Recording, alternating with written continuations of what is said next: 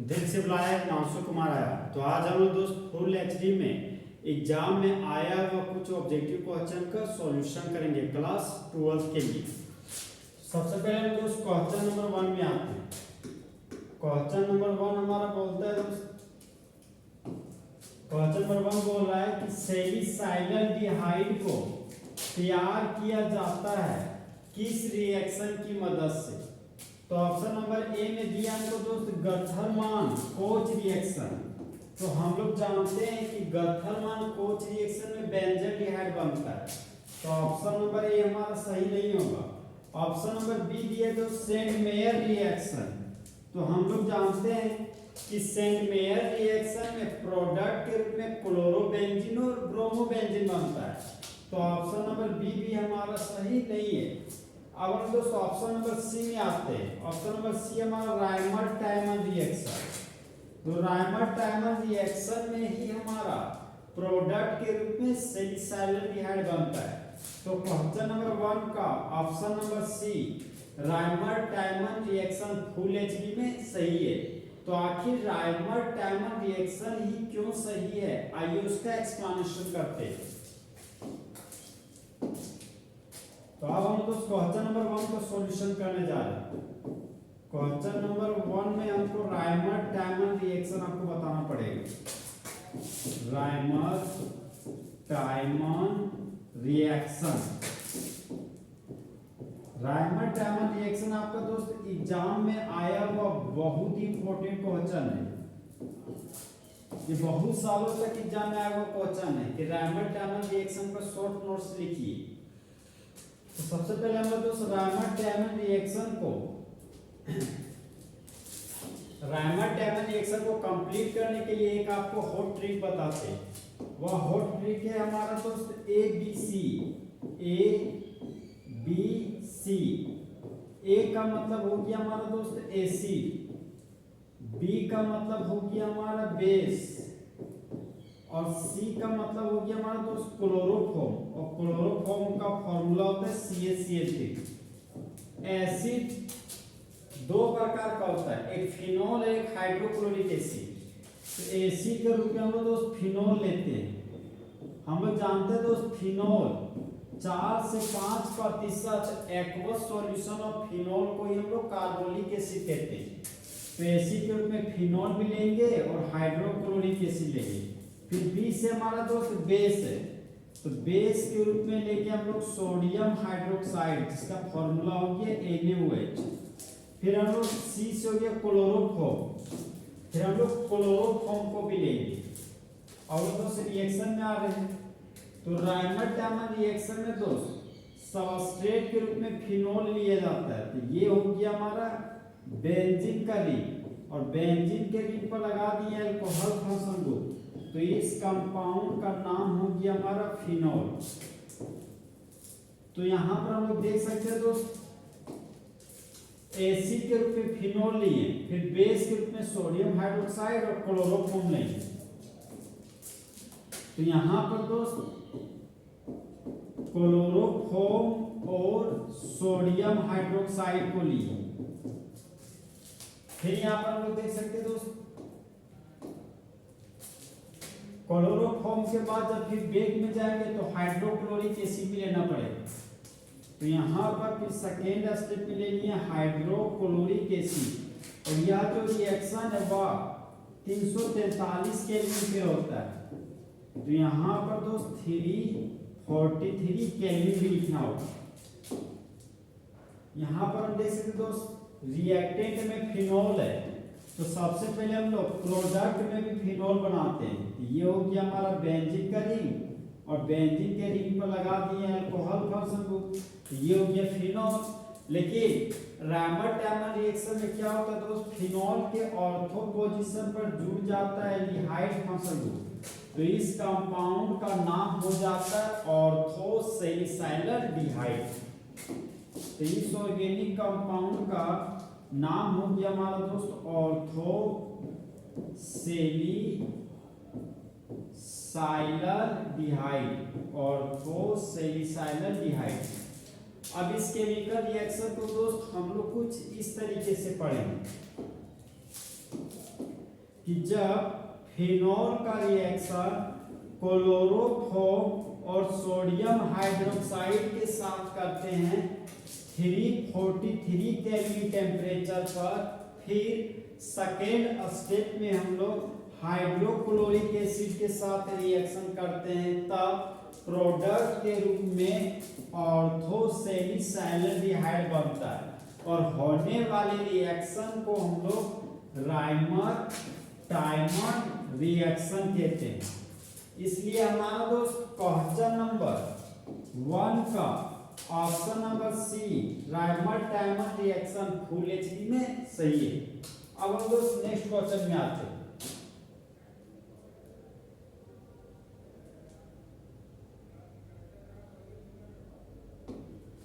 Next question हमारा दोस्त question number 2।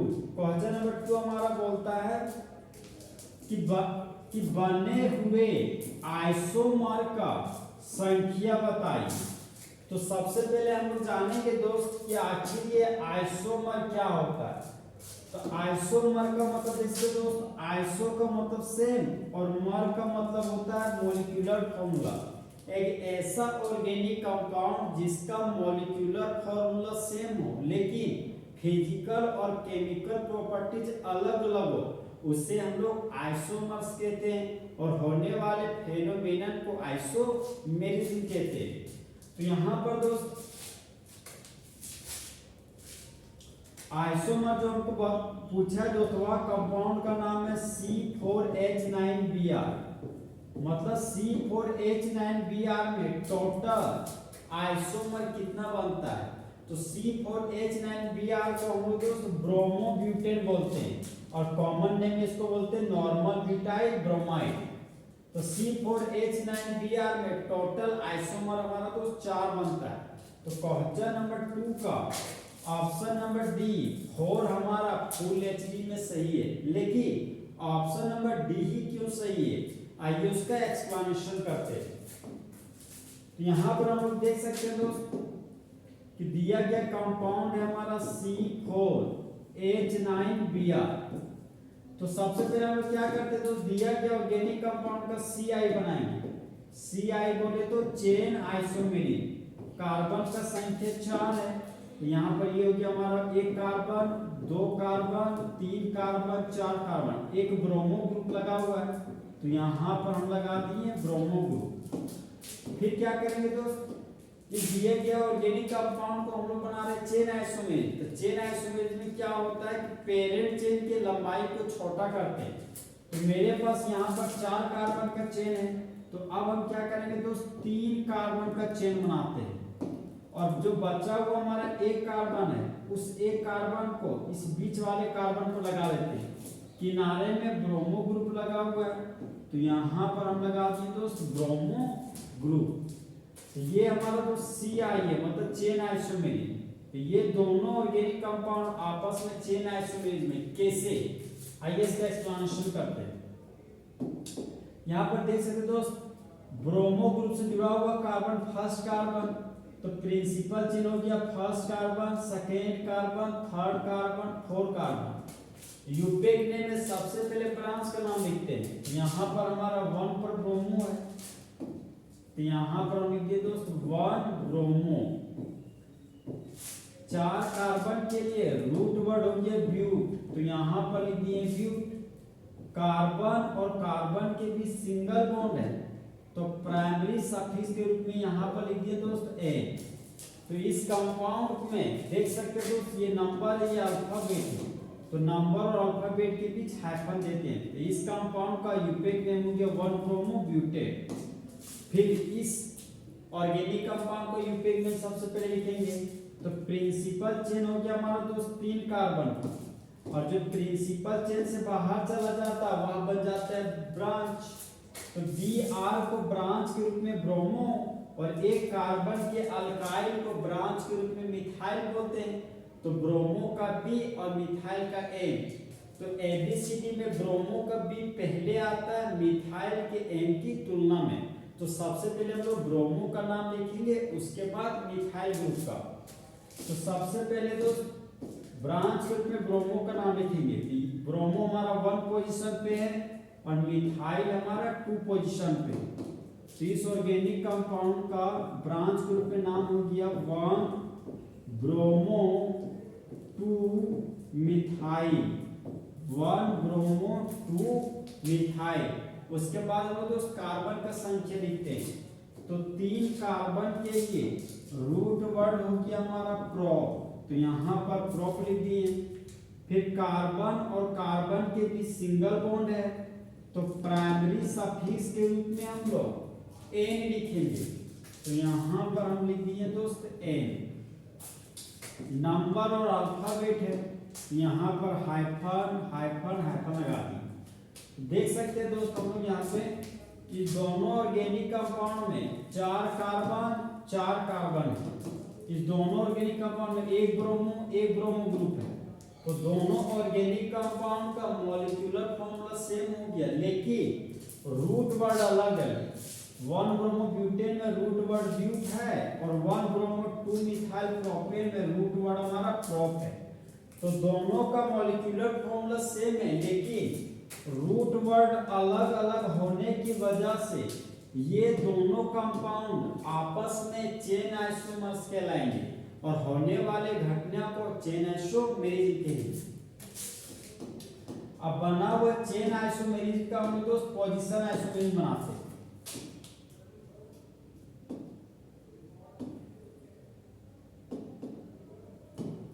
अब इस कंपाउंड का पीआई बनाएंगे। पीआई बोले तो पोजीशन आइसोमेरिज।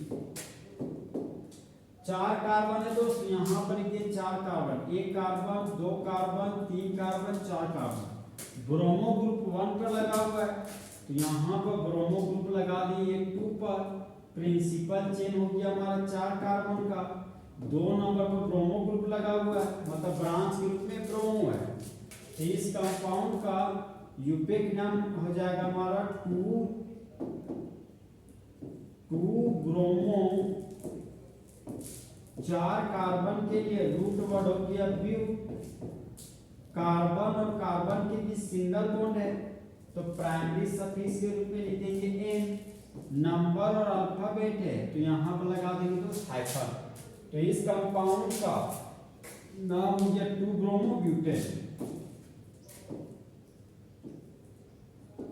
फिर ये जो चेन आइसोमेरिज बना दोस्त, इसका हमको पोजीशन आइसोमेरिज बनाएंगे। तो इस ऑर्गेनिक कंपाउंड का पीआई बना रहे हैं। पीआई बोले तो पोजीशन आइसोमेरिज। तो यहाँ पर देख सकते हैं दोस्त 3 कार्बन का चेन लगातार था, तो यहाँ पर 3 कार्बन का चेन लगातार बना है। 1 कार्बन ब्रांच में लगा हुआ है, तो यहाँ पर 1 कार्बन को ब्रांच में लगा दी। फिर 1 पर ब्रोमो ग्रुप है, तो यहाँ पर दोस्त ब्रांच का पोजीशन नंबर चेंज करेंगे। तो 1 पर ब्रोमो है, तो उस ब्रोमो को लगा दिए हम 2 पर। तो प्रिंसिपल चेन हो गया हमारा दोस्त first carbon, second carbon, third carbon. और ये दोनों ग्रुप प्रिंसिपल चेन से बाहर चला गया, तो ये दोनों बन गया हमारा ब्रांच। तो Br को ब्रांच के रूप में ब्रोमो और एक कार्बन के अल्काइल को ब्रांच के रूप में हम लोग मिथाइल बोलते हैं। और यूपेक नेम में सबसे पहले ब्रांच का नाम लिखते हैं, और वो भी अल्फाबेटिकली। तो ब्रोमो का बी और मिथाइल का एन में ब्रोमो का बी पहले आता है, उसके बाद मिथाइल का एन। तो इस ऑर्गेनिक कंपाउंड का नाम हो जाएगा हमारा दोस्त 2 ब्रोमो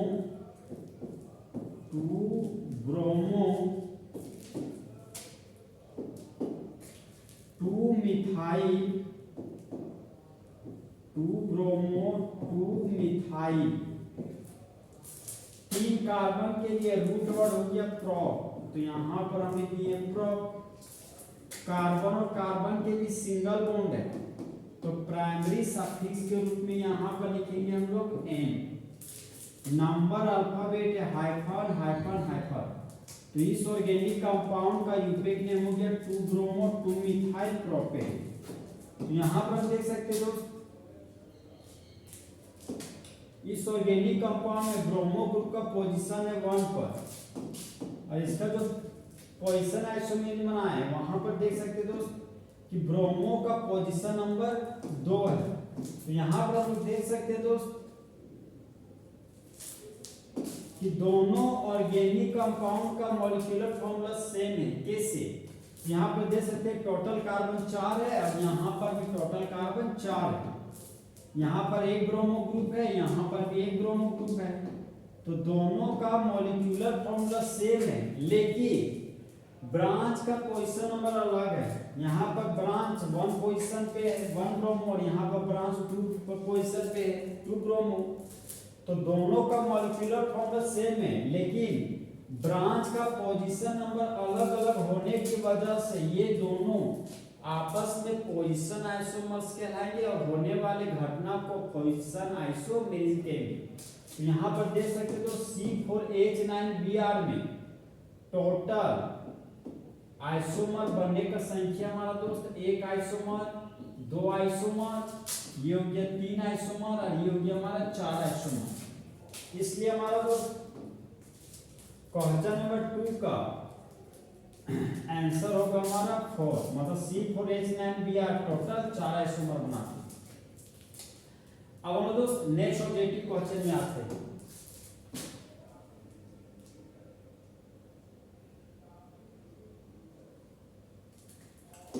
नेक्स्ट ऑब्जेक्टिव क्वेश्चन बताने से पहले दोस्त एक मस्त शायरी सुनाते हैं कि ताकते रहते तुमको शाम सवेरे, नैनों में बसे हैं जैसे नैन ये तेरे, तेरे मस्त मस्त दो नैन, हिमांशु कुमार का दिल का ले गए चैन।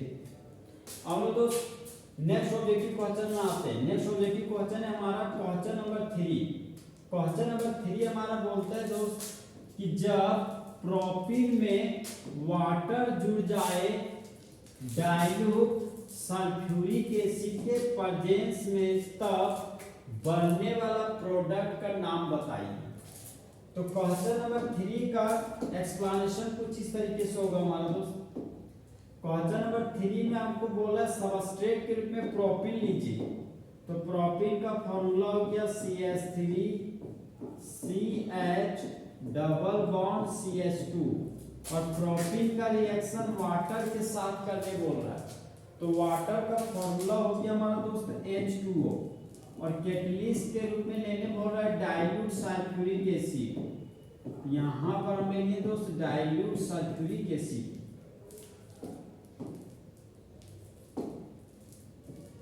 तो सबसे पहले जानेंगे दोस्त ये डाइल्यूट सल्फ्यूरिक एसिड होता क्या है। तो देखिए दोस्त, एक हाथ में सल्फ्यूरिक एसिड है, दूसरा हाथ में पानी। तो जब सल्फ्यूरिक एसिड का मात्रा कम हो और पानी का मात्रा ज्यादा हो तो उस कंपाउंड को हम लोग बोलते हैं डाइल्यूट सल्फ्यूरिक एसिड।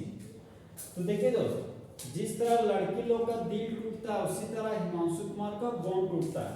तो सबसे पहले हम दोस्त वाटर के बीच बॉन्ड तोड़ेंगे। तो हम लोग जानते हैं कि मेरे क्लास के 2 कंपोनेंट है बॉयज एंड गर्ल्स, उसी तरह वाटर को तोड़िएगा तो 2 कंपोनेंट प्राप्त होगा। पहला कंपोनेंट का नाम है H+, दूसरा कंपोनेंट का नाम है OH-, जहां पर H+ को हाइड्रोजन आयन और OH- को हाइड्रोक्साइड आयन पढ़ते हैं। वाटर को तोड़े दोस्तों कुछ इस तरीके से प्राप्त हुआ। फिर देखिए दोस्त, ये हमारा डबल बॉन्ड से जुड़ा हुआ कार्बन है, तो डबल बॉन्ड से जुड़े हुए कार्बन को हम लोग विनाइलिक कार्बन बोलते हैं। तो मेरा फोकस दोस्त विनाइलिक कार्बन पे। तो विनाइलिक कार्बन में होता क्या है कि विनाइलिक कार्बन से जुड़ा हुआ यहाँ पर 2 हाइड्रोजन है, यहाँ पर 1 हाइड्रोजन है। तो विनाइलिक कार्बन में जिधर हाइड्रोजन का संख्या ज्यादा हो तो उधर ही पाई बॉन्ड हमारा शिफ्ट कर जाता है। तो यहाँ पर 2 हाइड्रोजन या 1 हाइड्रोजन है, हाइड्रोजन का संख्या ज्यादा होने की वजह से पाई बॉन्ड हमारा राइट साइड में शिफ्ट कर गया। तो एरो का हेड किया तो इस कार्बन के मुंडी पर नेगेटिव चार्ज डेवलप हुआ और एरो का टेल इस कार्बन के पास गया तो इस कार्बन के मुंडी पर पॉजिटिव चार्ज डेवलप हुआ। फिर यहाँ पर हम देख सकते हैं दोस्त, ये जो बॉन्ड है, ये जो हमारा एक पाई बॉन्ड है वो डिसोसिएट हो चुका है। तो यहाँ पर बचा CH3 सिंगल बॉन्ड CH। तो यहाँ पर प्रोडक्ट में लिखी है CH3 सिंगल बॉन्ड CH। फिर आगे देखिए दोस्तों, सिंगल बॉन्ड और CH2 है यहाँ पर लिखा हुआ। तो यहाँ पर हम लिखते हैं सिंगल बॉन्ड CH2। फिर यहाँ पर हम लोग देख सकते हैं दोस्त, ये नेगेटिव चार्ज इस पॉजिटिव चार्ज को देखकर गाना गाती है, बोलती है मैं कब से हूँ सैया रेडी तैयार, चिपका ले मुझे फेविकॉल से। तो ये नेगेटिव चार्ज इस पॉजिटिव चार्ज के साथ जुड़कर बना लेता है बॉन्ड। तो यहाँ पर CH प्लस माइनस आपस में उनका बॉन्ड बना लिया और CH पर आ गया अल्कोहल फंक्शनल। फिर यहाँ पर देख सकते दोस्त, यहाँ पर नेगेटिव चार्ज है, यहाँ पर पॉजिटिव चार्ज है। तो ये नेगेटिव और पॉजिटिव आपस में जुड़कर बॉन्ड बना देगा। तो CH2 में एक और हाइड्रोजन आएगा, तो CH2 बन जाएगा हमारा CH3। तो यहाँ पर लिखिए तो CH3। अब दोस्त इसी रिएक्शन को दोस्त कुछ इस तरीके से भी हम लोग पूरा कर सकते हैं। यहाँ पर देख सकते दोस्त डबल बॉन्ड था तो डबल बॉन्ड दे दिए। हमारा फोकस वहां पर रहेगा जहाँ पर हाइड्रोजन का संख्या कम है। तो एक डायलॉग हुआ करता था दोस्त कि मुझे अपनों ने लूटा, गैरों में कहाँ दम था, मेरी किस्मत तो वहीं डूबी जहाँ पानी कम था। तो ये जो रिएक्शन पूरा हो रहा है दोस्तों, वह रिएक्शन हमारा मार्कोनिकोव रूल से पूरा हो रहा है, एमके रूल से, मतलब मार्कोनिकोव रूल से इस रिएक्शन को पूरा कर। तो इसी तरह इस रिएक्शन को कुछ इस तरीके से बोलेंगे कि मुझे मार्कोनिकोव ने बताया औरों में कहाँ दम था, नेगेटिव पार्ट को वहां जोड़ा जहां पर हाइड्रोजन कम था। ये प्लस और ये माइनस आपस में जुड़कर बॉन्ड बना लिया और यहाँ पर अल्कोहल फंक्शनल ग्रुप CH के पास जुड़ गया। अब दोस्त इस ऑर्गेनिक कंपाउंड को नाम लिखते हैं। तो देख सकते हैं दोस्त, एक कार्बन, दो कार्बन, तीन कार्बन। कार्बन का संख्या 3 है, तो रूट वर्ड हो जाएगा हमारा प्रो। तो रूट वर्ड लिख दिए प्रो। डबल बॉन्ड के लिए प्राइमरी सफिक्स के रूप में लिखते हैं ई। तो इस ऑर्गेनिक कंपाउंड का यूपेक नेम हो गया हमारा प्रोपेन। यहाँ पर प्रिंसिपल चेन हो गया हमारा first carbon, second carbon, third carbon. तो 3 कार्बन के लिए रूट वर्ड हो गया प्रो। कार्बन और कार्बन के बीच सिंगल बॉन्ड है, तो प्राइमरी सफिक्स के रूप में लिखिए एन, और 2 पर अल्कोहल फंक्शनल ग्रुप लगा हुआ है, तो अल्कोहल फंक्शनल ग्रुप के लिए सेकेंडरी सफिक्स के रूप में ऑल लिखते हैं। तो यहाँ पर हम लिखते हैं 2 ऑल। अल्फाबेट नंबर है तो हाइफन हाइफन लगा दी। तो इस केमिकल रिएक्शन को दोस्त हम लोग कुछ इस तरीके से पढ़ेंगे कि जब प्रोपीन का रिएक्शन वाटर के साथ करते हैं कैटलिस्ट के रूप में डाइल्यूट सल्फ्यूरिक एसिड को लेने पर मार्कोनिकोव रूल के अनुसार तब मेन प्रोडक्ट के रूप में प्रोपेन 2 बनता है। तो क्वेश्चन नंबर 3 का option number B, option number B से देखते दोस्त, इस ऑर्गेनिक कंपाउंड का नाम है प्रोपेन 2।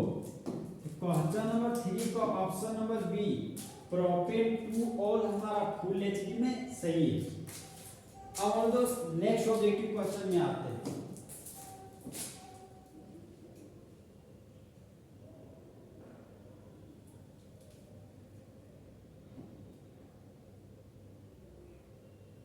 देखिए दोस्त, नेक्स्ट क्वेश्चन हमारा क्वेश्चन नंबर 4।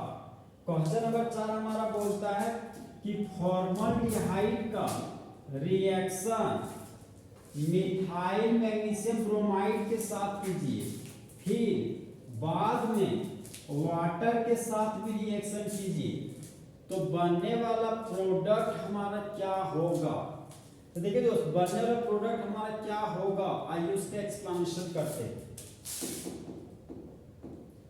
तो फॉर्मल्डिहाइड का रिएक्शन ये हो गया हमारा दोस्त एक कार्बन के एल्डिहाइड। तो एक कार्बन के एल्डिहाइड को बोलते हैं फॉर्मल्डिहाइड। तो यहाँ पर हमने दिए फॉर्मल्डिहाइड। तो फॉर्मल्डिहाइड का रिएक्शन फर्स्ट स्टेप में मिथाइल मैग्नीशियम ब्रोमाइड के साथ करना और सेकेंड स्टेप में वाटर के साथ रिएक्शन करना एसिडिक मीडियम के प्रेजेंस में। तो यहाँ पर होता है दोस्त कि मिथाइल मैग्नीशियम ब्रोमाइड को हम लोग ग्रिग्नार्ड एजेंट देते हैं। तो मिथाइल मैग्नीशियम ब्रोमाइड में ये जो मिथाइल ग्रुप है वह इस कार्बोनिल कार्बन के पास जाकर जुड़ जाता है। तो जब मिथाइल ग्रुप कार्बोनिल कार्बन के पास जुड़ रहा है दोस्त, तो यहाँ पर हालात कुछ ऐसे हो रहे हैं। ये हमारा एक कार्बन का एल्डिहाइड, ये तो फॉर्मल्डिहाइड है, और जब मिथाइल ग्रुप इस कार्बोनिल कार्बन के पास आके जुड़ रहा है, तब इस कार्बन के पास आ जाता है CH3 ग्रुप।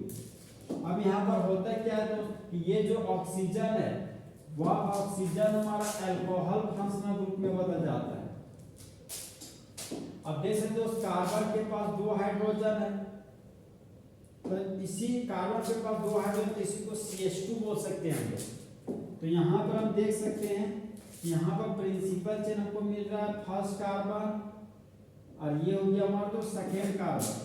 तो 2 कार्बन के लिए रूट वर्ड हो गया हमारा एक, कार्बन और कार्बन के बीच सिंगल बॉन्ड है, तो प्राइमरी सफिक्स के रूप में यहाँ पर लिख दिए N, और अल्कोहल फंक्शनल ग्रुप के लिए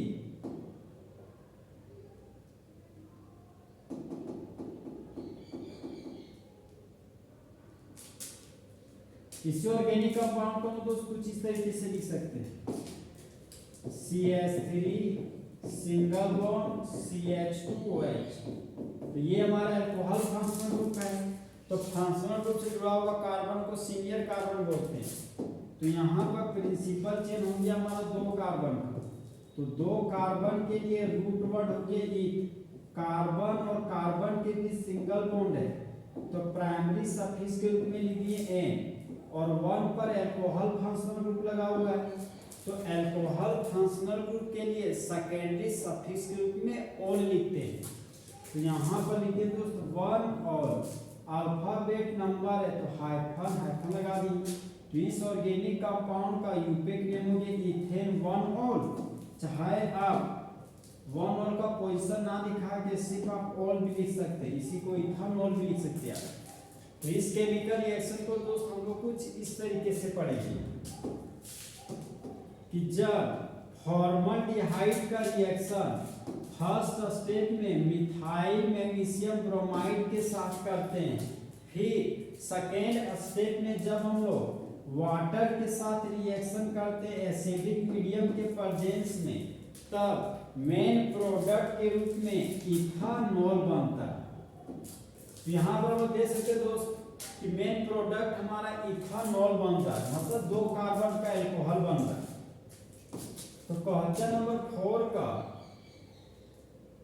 ऑप्शन नंबर सी देख सकते दोस्त, ये 2 कार्बन का हमारा अल्कोहल है, मतलब इथानॉल है। तो क्वेश्चन नंबर 4 का ऑप्शन नंबर सी इथानॉल हमारा फुल एचपी में सही होगा। अब दोस्त नेक्स्ट ऑब्जेक्टिव क्वेश्चन में आते हैं।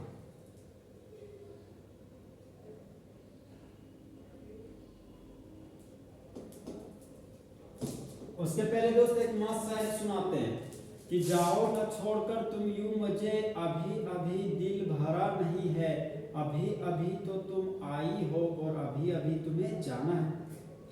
तो अब हम दोस्त क्वेश्चन नंबर 5 में आते हैं। क्वेश्चन नंबर 5 हमारा बोलता है कि जब इथानॉल का रिएक्शन सल्फ्यूरिक एसिड के साथ करते हैं 443 केल्विन टेम्परेचर पर, तब बनने वाला प्रोडक्ट का नाम बताइए।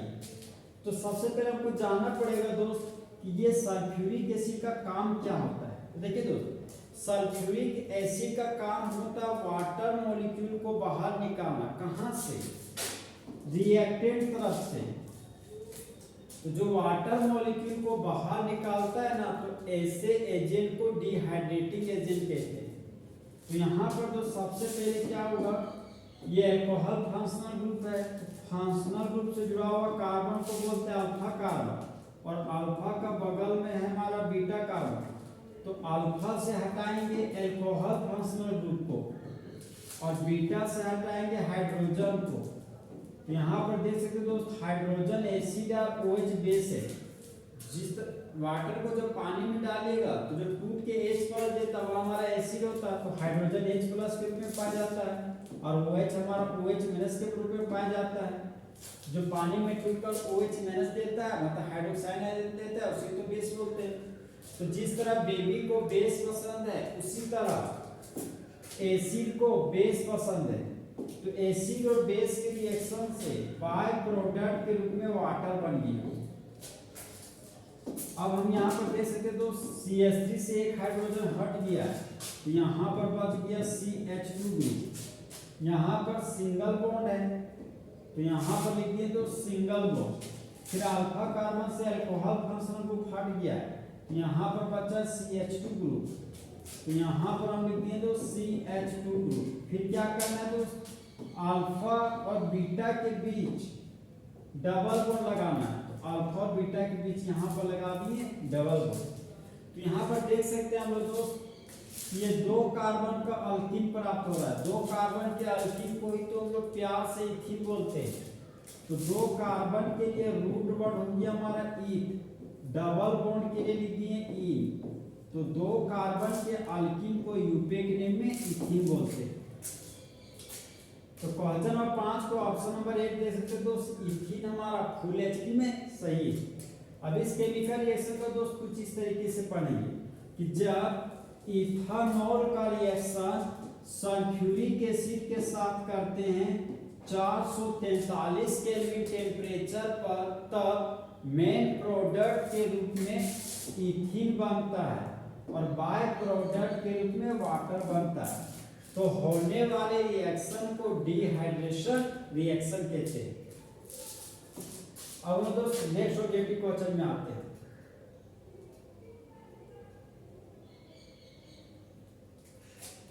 नेक्स्ट क्वेश्चन हमारा दोस्त क्वेश्चन नंबर 6। क्वेश्चन नंबर 6 हमारा बोल रहा है कि जब 2 मोल मिथाइल ब्रोमाइड का रिएक्शन 2 मोल सोडियम मेटल के साथ करते हैं ड्राई ईथर के प्रेजेंस में, तब मेन प्रोडक्ट के रूप में इथेन बनता है और बाय प्रोडक्ट के रूप में 2 मोल सोडियम ब्रोमाइड बनता है। तो होने वाले रिएक्शन का नाम बताइए। तो ये होने वाला रिएक्शन में दे सकते दोस्त, रिएजेंट हमारा सोडियम मेटल और सॉल्वेंट ड्राई ईथर। तो जब रिएजेंट सोडियम मेटल और सॉल्वेंट ड्राई ईथर हो और सबस्ट्रेट के रूप में अगर अल्काइल हैलाइड हो, तो होने वाले रिएक्शन को हम लोग ऊर्ज रिएक्शन कहते हैं। तो क्वेश्चन नंबर 6 का option number B Wurtz reaction हमारा फुल एचपी में सही है। अब दोस्त नेक्स्ट ऑब्जेक्टिव क्वेश्चन में आते हैं।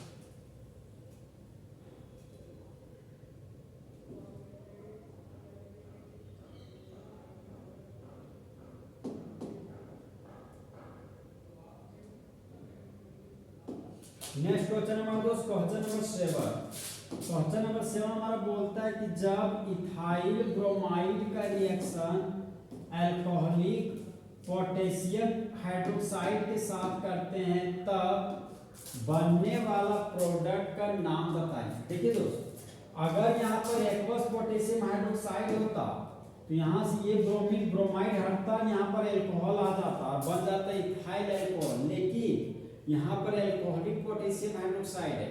अल्कोहलिक पोटेशियम हाइड्रोक्साइड होने पर सब्स्टिट्यूशन रिएक्शन नहीं, एलिमिनेशन रिएक्शन होता है। तो यहाँ पर क्या होगा दोस्त, हैलोजन से जुड़ा हुआ कार्बन को हम लोग अल्फा कार्बन मानेंगे। तो ये हो गया अल्फा कार्बन और अल्फा का बगल वाला बीटा कार्बन। तो जिस तरह इंडिया में रहने वाले सभी ह्यूमन बींग्स को इंडियंस कहते हैं, उसी तरह बीटा कार्बन के पास रहने वाले हाइड्रोजन को बीटा हाइड्रोजन कहते हैं। तो अल्फा से हटाएंगे हैलोजन मतलब ब्रोमो ग्रुप को, और बीटा से हटाएंगे दोस्त एक हाइड्रोजन को। यहाँ पर एक हाइड्रोजन हटा दिए। अब ये H इस OH ग्रुप के साथ जुड़ जाएगा, क्योंकि जिस तरह बेबी को बेस पसंद है उसी तरह एसिड को बेस पसंद है। तो ये एसिड इस बेस के साथ रिएक्शन करके बाय प्रोडक्ट के रूप में वाटर बना देगा। यहाँ पर बाय प्रोडक्ट बन गए दोस्त वाटर। जिस तरह लड़का को लड़की पसंद है उसी तरह मेटल को नॉन मेटल पसंद है। तो ये पोटेशियम इस ब्रोमाइड को लेकर भाग गया और बाय प्रोडक्ट के रूप में पोटेशियम ब्रोमाइड बना लिया। यहाँ पर बना दिए दोस्त पोटेशियम ब्रोमाइड।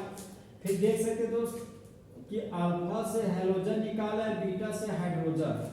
तो जब बीटा से हाइड्रोजन निकल गया तो यहाँ पर बचा CH2 ग्रुप। तो यहाँ पर हम लिख दिए CH2। फिर अल्फा से जब हम लोग ब्रोमो ग्रुप को हटाएं तब यहाँ पर भी बच गया CH2 ग्रुप।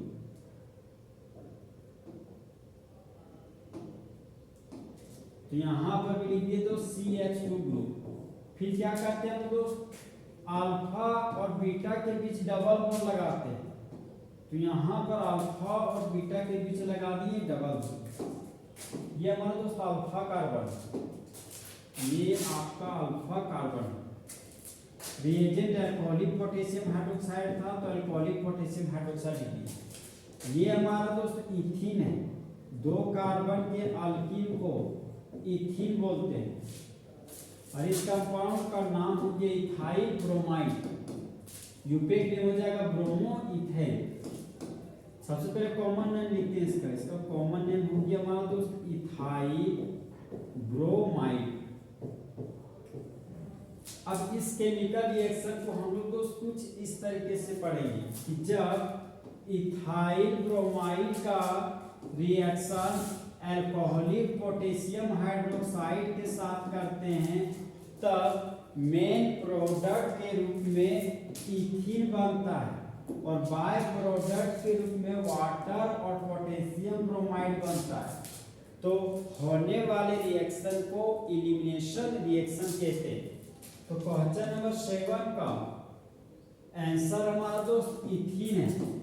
क्वेश्चन नंबर 7 का ऑप्शन नंबर ए इथीन हमारा फुल एचडी में करेक्ट होगा। अब दोस्त एक मस्त शायरी सुनाते हैं कि जाओ न छोड़कर तुम यूं मुझे, अभी अभी दिल भरा नहीं है, अभी अभी तो तुम आई हो और अभी अभी तुम्हें जाना है। और दोस्त नेक्स्ट ऑब्जेक्टिव क्वेश्चन में आ रहा है।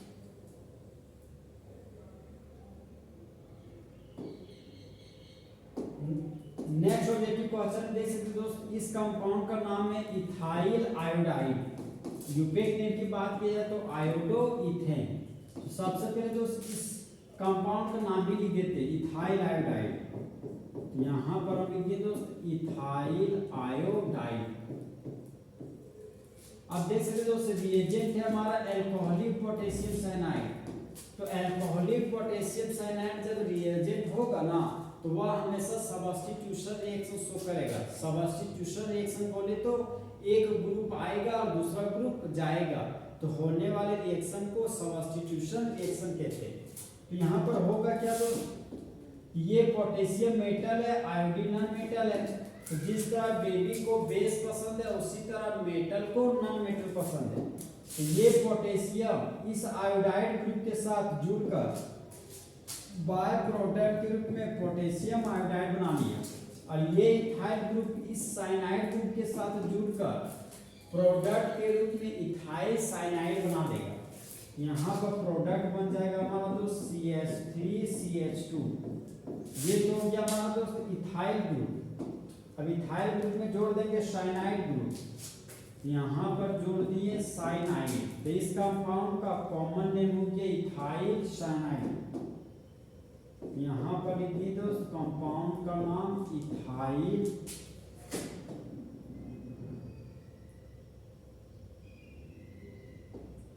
कंपाउंड का नाम मुझे इथाइल साइनाइड।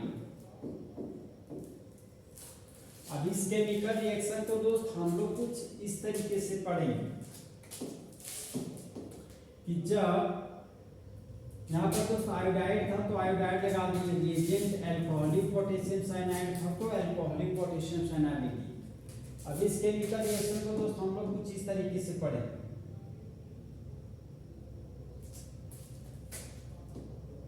कि जब इथाइल आयोडाइड का रिएक्शन अल्कोहलिक पोटेशियम साइनाइड के साथ करते हैं तब मेन प्रोडक्ट के रूप में इथाइल साइनाइड बनता है और बाय प्रोडक्ट के रूप में पोटेशियम आयोडाइड बनता है। तो होने वाले रिएक्शन को सब्स्टिट्यूशन रिएक्शन कहते हैं। तो क्वेश्चन नंबर 8 का ऑप्शन नंबर बी हमारा इथाइल साइनाइड फुल एचडी में करेक्ट है। अब हम दोस्त नेक्स्ट ऑब्जेक्टिव क्वेश्चन में आते हैं।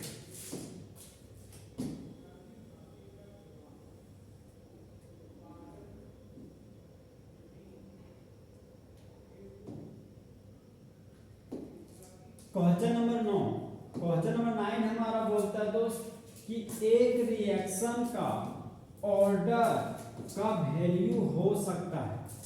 तो देखिए दोस्त, ऑर्डर ऑफ रिएक्शन जनरली तीन ही प्रकार का होता है, zero order reaction, first order reaction, second order reaction, एक तो थर्ड ऑर्डर भी रिएक्शन होता है। तो first order reaction, second order reaction, third order reaction के दौरान दोस्त हमेशा जो ऑर्डर ऑफ रिएक्शन का वैल्यू आता है वह वैल्यू पॉजिटिव भी आता है, नेगेटिव भी आता है और फ्रैक्शनल भी आता है। तो क्वेश्चन नंबर 9 का option number D, all of these full HD में सही है।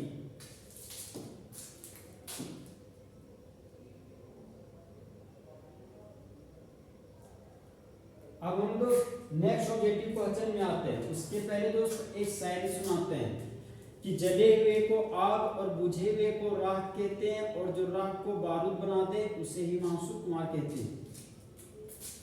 तो क्वेश्चन नंबर 10 में आते दोस्त। क्वेश्चन नंबर 10 हमारा बोलता है टी हाफ। टी हाफ बोले तो दोस्त हाफ लाइफ, मतलब जब रिएक्टेंट प्रोडक्ट में बदल रहा है, तो मान लीजिए कि 10 मिनट में मेरा 100% प्रोडक्ट मिल रहा है, तो 5 मिनट में कितना परसेंट प्रोडक्ट बनेगा उसी को जब कैलकुलेट करते हैं तो उसी को बोलते हैं हाफ लाइफ ऑफ रिएक्शन। तो बोलता है कि half life first order reaction का क्या हो सकता है। तो हम लोग जानते हैं दोस्त कि टी हाफ लाइफ बराबर होता है हमारा 0.693 बटा के, जहां पर के हमारा रेट कांस्टेंट और टी हमारा हाफ लाइफ है।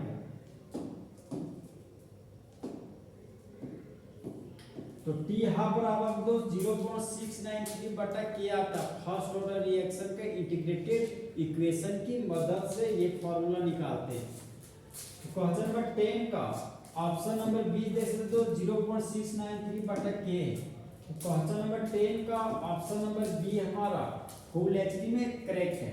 अब हम दोस्त नेक्स्ट ऑब्जेक्टिव क्वेश्चन में आते हैं।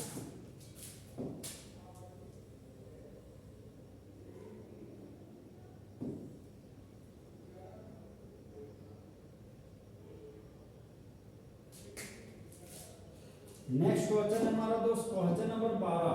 क्वेश्चन नंबर 12 बोलता है दोस्त कि यदि एक ग्राफ को प्लॉट किया जाता है रेट कांस्टेंट और टाइम के बीच, तो वह ग्राफ हमारा फर्स्ट ऑर्डर रिएक्शन का है, तब बनने वाले स्लोप को स्ट्रेट लाइन से हम लोग दिखाते हैं।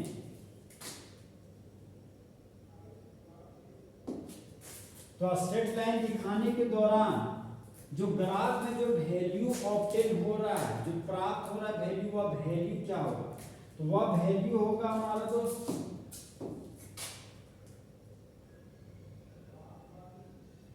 वह वैल्यू होगा ऑप्शन नंबर ए -EA बटा आर, जहां पर -EA हमारा एक्टिवेशन एनर्जी है और आर हमारा दोस्त रेट ऑफ रिएक्शन है। आर आपका रेट ऑफ रिएक्शन है। अब दोस्त नेक्स्ट ऑब्जेक्टिव क्वेश्चन में आते हैं।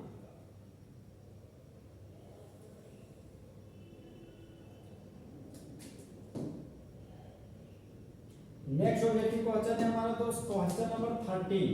क्वेश्चन नंबर 13 हमारा बोलता है कि 1 मोल एल्युमिनियम को जब हम लोग एल्यूमिना से प्राप्त करते हैं तो उस दौरान कितना चार्ज का मात्रा का जरूरी होता है। सबसे पहले हमको दोस्त एल्यूमिना से हमको एल्यूमिनियम प्राप्त करना होगा। सबसे पहले हम लोग केमिकल रिएक्शन लिखना पड़ेगा।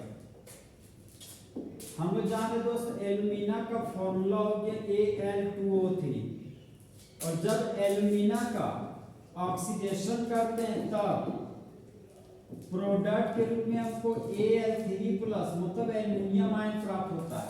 और हम लोग जानते हैं तो सबसे पहले हम लोग किसी भी रिएक्शन को बैलेंस करते हैं तो सबसे पहले एलिमेंट को बैलेंस करते हैं।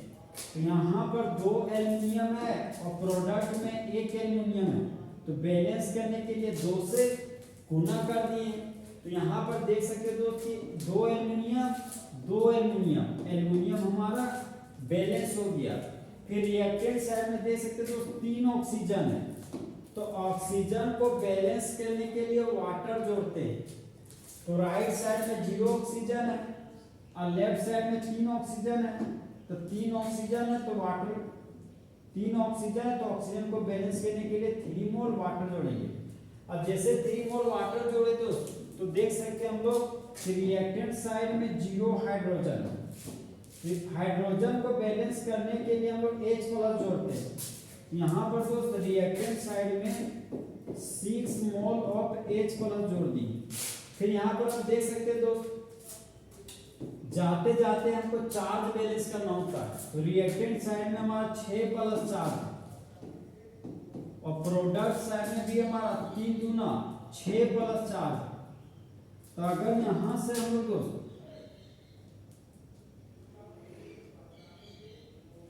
रिएक्टेंट साइड में भी हमारा 6H प्लस है और प्रोडक्ट साइड में भी हमारा 6H प्लस है। देखिए दोस्त प्रोडक्ट साइड में हमारा 3 प्लस है और रिएक्टेंट साइड में 6 प्लस है। तो अगर रिएक्टेंट साइड से 3 प्लस को हटाएंगे अब प्रोडक्ट साइड में 3 प्लस हट जाएगा तो मेरे पास बच जाएगा 3 मोल ऑफ इलेक्ट्रॉन। 3 प्लस इधर जाएगा तो 3 प्लस को हटाने के लिए हम लोग 3 माइनस लाएंगे। तो 3 माइनस लाएंगे तो यहाँ पर 3 मोल ऑफ इलेक्ट्रॉन को गेन करेंगे। अब हम जानते हैं दोस्त 3 मोल इलेक्ट्रॉन को 3 फराडे बोलते हैं और 3 फराडे का मतलब हो गया 3 गुना 96,500 कूलम।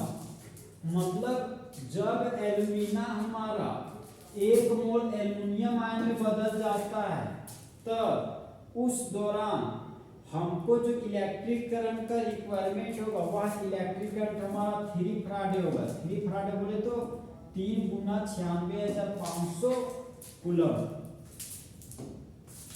तो क्वेश्चन नंबर 13 का ऑप्शन नंबर सी हमारा दोस्त 3 फराडे फुल एचपी में सही है। अब हम दोस्त नेक्स्ट ऑब्जेक्टिव क्वेश्चन में आते हैं।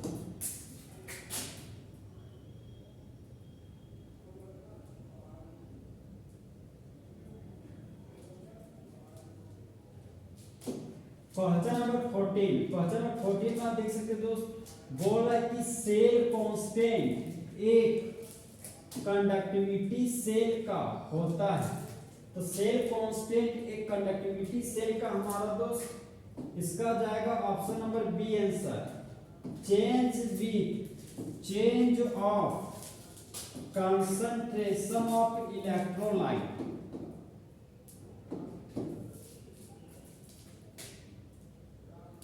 ये हमारा बोल रहा है दोस्त कि जब कंसंट्रेशन का मात्रा बदलता है तो बदलने के पीछे जो फैक्टर हमारा डिपेंड करता है वह फैक्टर हमारा इलेक्ट्रोलाइट होता है। हम लोग जानते हैं दोस्त इलेक्ट्रोलाइट एक ऐसा सब्सटेंस जिसको पानी में घुलाने पर आयनों में टूट जाता है उसी को इलेक्ट्रोलाइट बोलते हैं।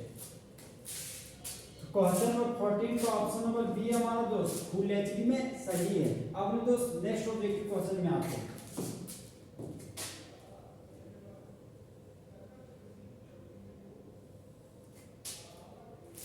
अब नेक्स्ट ऑब्जेक्टिव क्वेश्चन दोस्त नेक्स्ट क्लास में बताएंगे। तो इस तरह हमारा दोस्त फुल एचपी में आज 14 ऑब्जेक्टिव क्वेश्चन खत्म हो गया। तो दोस्त अच्छा चलता हूँ, दुआओं में याद रखना, मेरे जिक्र का जुबा पे ख्याल रखना।